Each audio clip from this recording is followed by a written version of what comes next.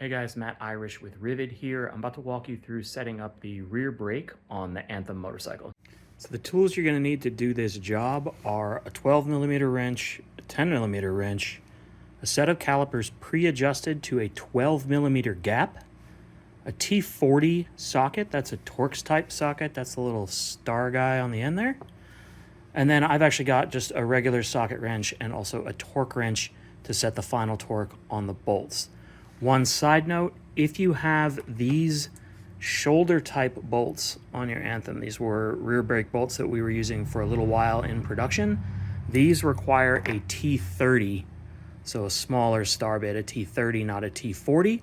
And if you have these shoulder type bolts, please reach out to service and let us know so that we can send you replacement bolts that are not the shoulder type. These will compound the problem and make it difficult to achieve a correct adjustment. We're going to begin our repair back here at the caliper. Now you'll notice on this bike there's a little copper washer here behind the caliper. We want to take those washers out and then we're going to tighten these bolts back up. But while we have this caliper off the bike, we're also going to rock the caliper back and forth to push the pads all the way back into the caliper and seat them. I'll show you how that goes. So to begin with, use your T40 bit to fully remove both of the brake bolts from the caliper and go ahead and extract that washer from behind each bolt on the caliper. And then we're going to push the pads back. That's our next step. So go ahead and remove those bolts all the way. Then we're going to rock the caliper to push the pads back.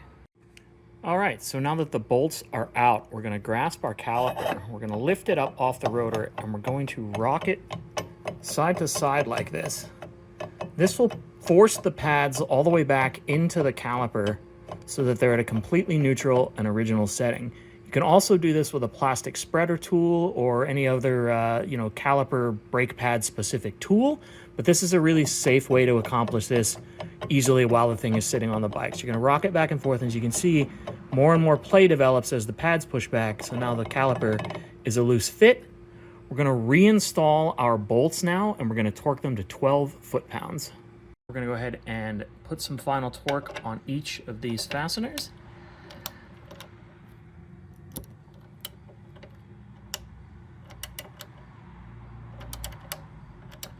Tightening until you get to the 12 foot-pound mark. Often the paint mark will line up, just like that. And we'll do the other one. And next we're going to adjust the master cylinder volume, which is the important part of this operation. So the final step in setting up the rear brake is the important part of the process.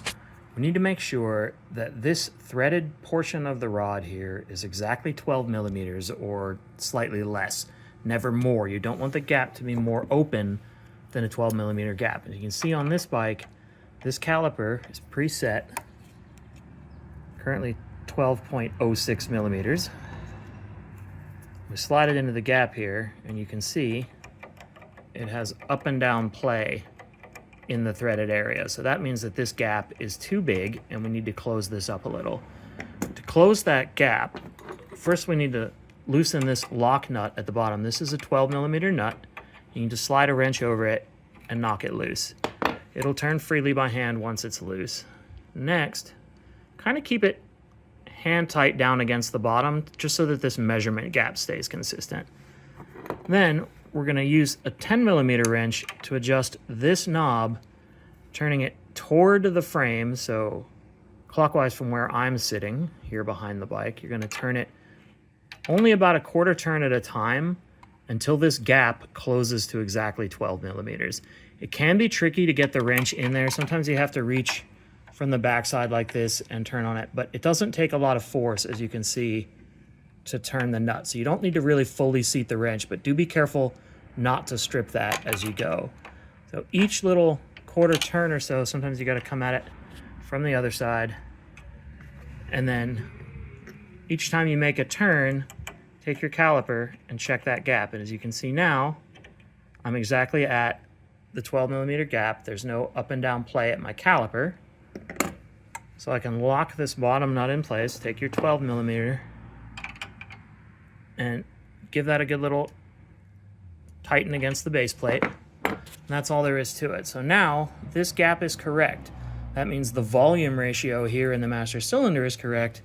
The brake will no longer drag, and you're good to go. After you finish adjusting the brake, take the bike for a brief test ride and use the rear brake several times. You may notice a little bit of dragging sound initially.